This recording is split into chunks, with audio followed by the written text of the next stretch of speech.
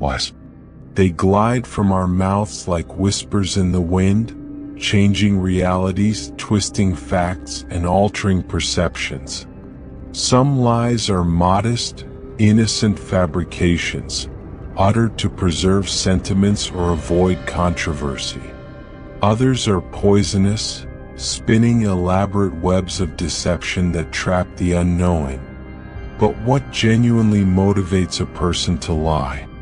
What elements in the human mind make deceit such a strong and ubiquitous force? What are the hidden implications of a society where falsehoods flourish? And how can we negotiate the maze of dishonesty, the science behind the lie? Psychologists have long examined the mechanics of lying. Lying is not only an act of words, it is a neurological and psychological dance.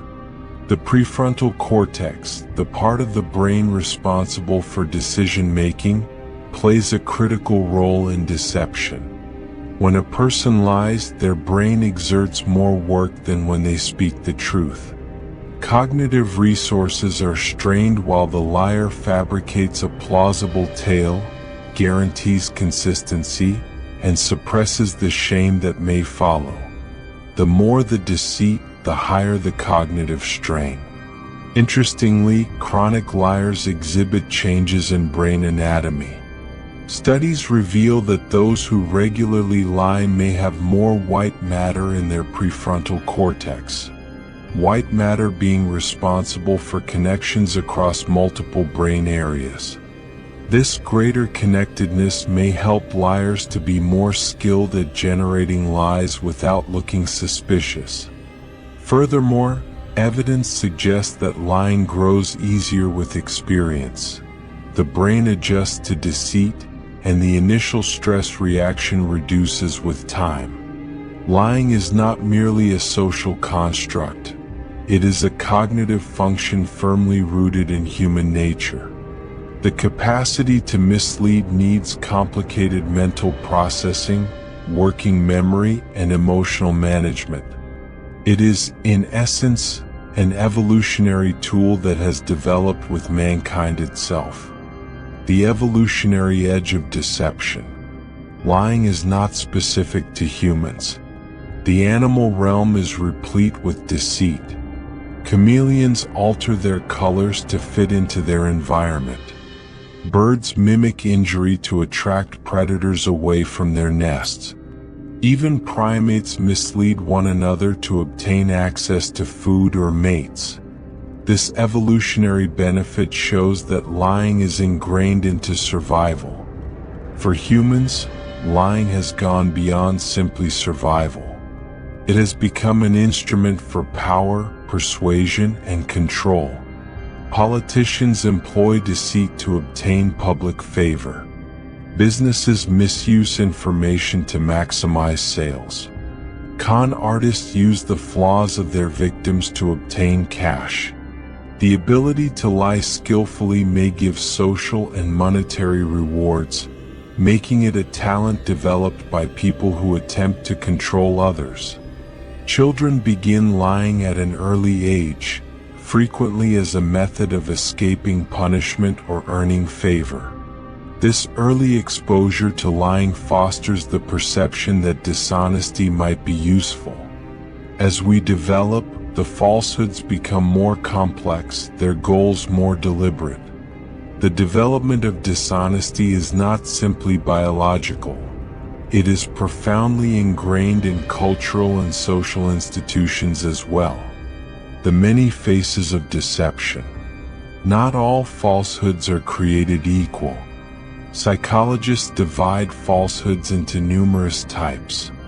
White lies, these are the most innocent, generally given to prevent hurting someone's emotions. Saying "you look great" while someone appears fatigued is one example. Omissions, leaving out vital facts to mislead without open lying. A person who withholds key information in a court issue conducts fraud by omission. Fabrications, completely false assertions aimed to fool. These might vary from fake alibis to extravagant claims of accomplishments, exaggerations, embellishing the facts to make oneself appear better or to create a more convincing story. Pathological lies, lies spoken obsessively, often without evident profit. People with this propensity may invent tales for attention or out of habit. Gaslighting, a kind of deceit when the liar manipulates their victim into doubting their reality, making them more subject to control. Some falsehoods have a useful purpose, while others are insidious, meant to tear down a person's autonomy and perspective of reality. The deeper the deceit, the greater the harm on the victim's psychological well-being. The dark art of manipulation. Lies, when used successfully, become instruments of manipulation. Skilled deceivers understand human psychology, using emotions and cognitive biases to accomplish their aims. The most dangerous deceivers are those who combine truth with falsehoods, blurring the borders between reality and fantasy. They develop trust just to demolish it when it fits their goal. One of the most pernicious types of deceit is gaslighting, a psychological method designed to destroy a person's sense of reality. A gaslighter makes their victim question their own recollections, perceptions, and even sanity. Over time, this psychological warfare knocks away self-confidence, leaving the victim reliant on the manipulator for advice on what is real. Another deadly kind of deceit is the con game. Con artists focus on developing a false feeling of trust before executing their deceit.